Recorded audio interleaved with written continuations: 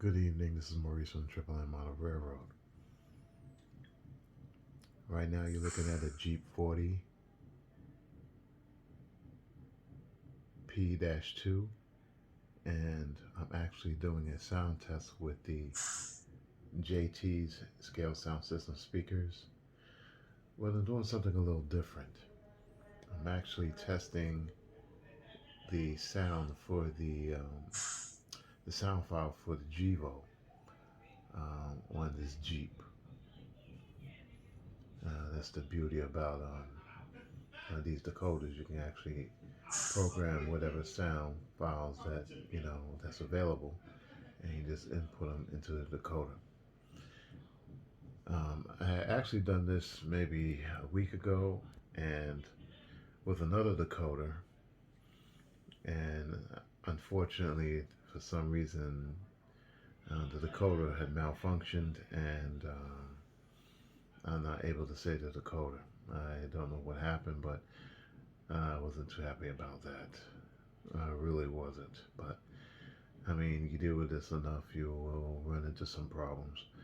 So I got in touch with my contacts at ESU.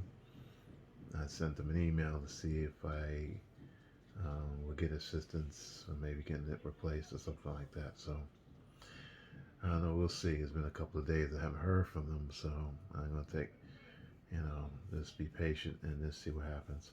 It's a lot going on. There's a lot going on in this world and with this whole COVID situation. So I'm hope my contacts are okay. More importantly, I hope they are all right. But again, back, I digress, and um, yeah. So basically, I had installed the speakers into a intermountain GEVO, and this is about the same size, maybe a little bit smaller. This one I kind of modified. I put some weights in the back because you have to take the original weight out of the chassis of the Athearn model, and it lightens up. It lightens it up too much. I mean, you want to have some weight on the engine so that it has what they call tractive effort. If it's too light, it's not gonna pull anything. So, I mean, hopefully this will help. Okay, so let me get to it. I want to see how this sounds with these speakers. It may sound better with the body on, but I'm kind of lazy to be honest with you right now. It's getting kind of late, so I just want to get this over with. So let's get this started. That's the horn.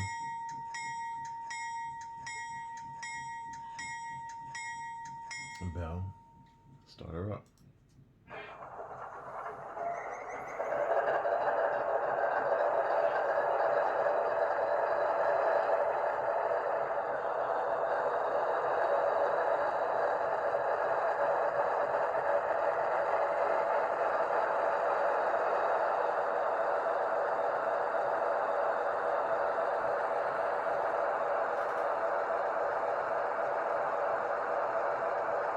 Okay, let's run it up.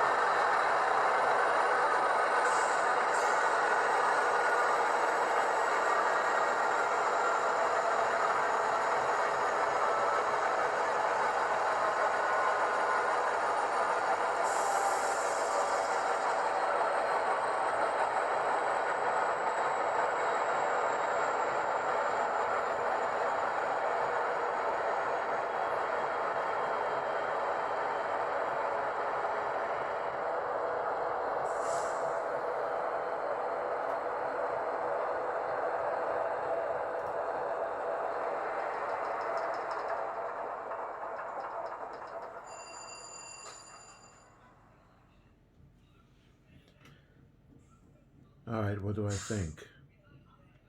I think it sounds pretty good. It doesn't sound as tinny like like for example, scale train speakers or even the intermountain speakers.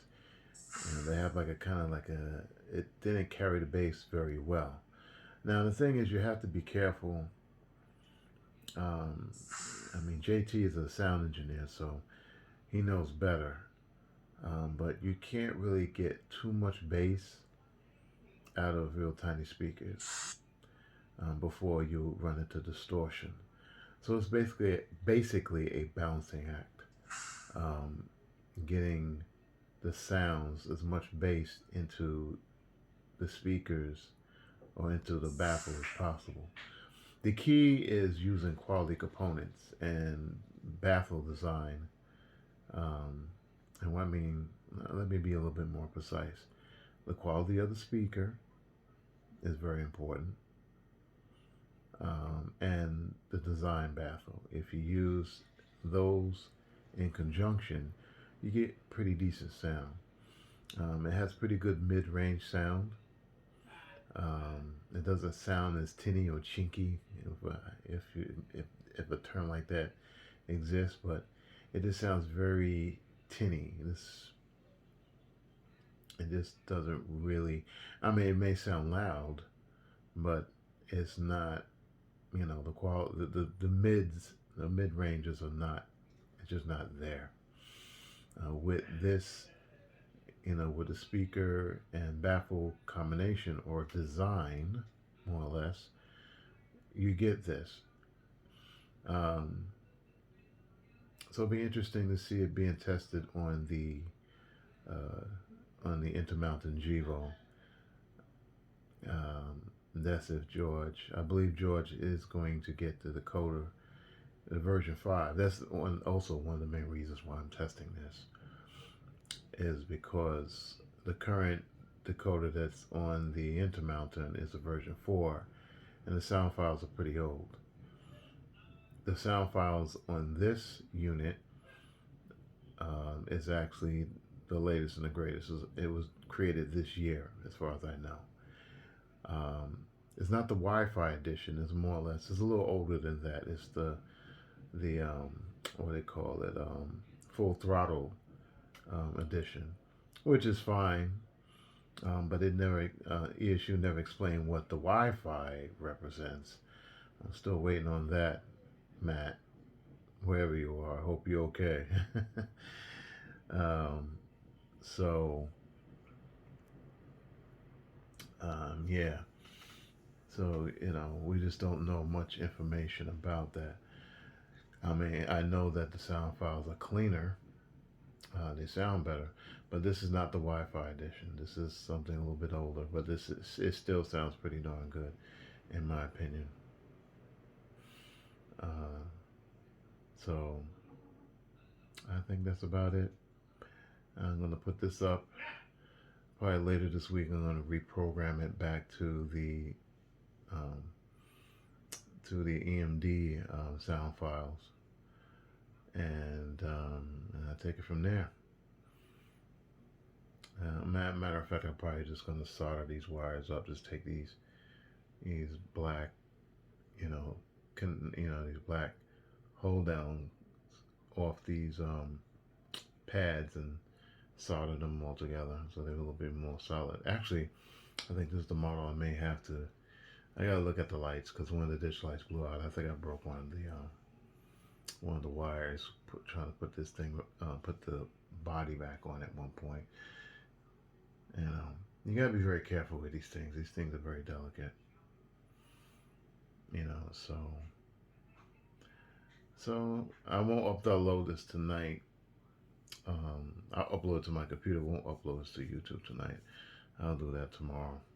So George will see it tomorrow. It's more or less for George, so he can actually hear the sounds, and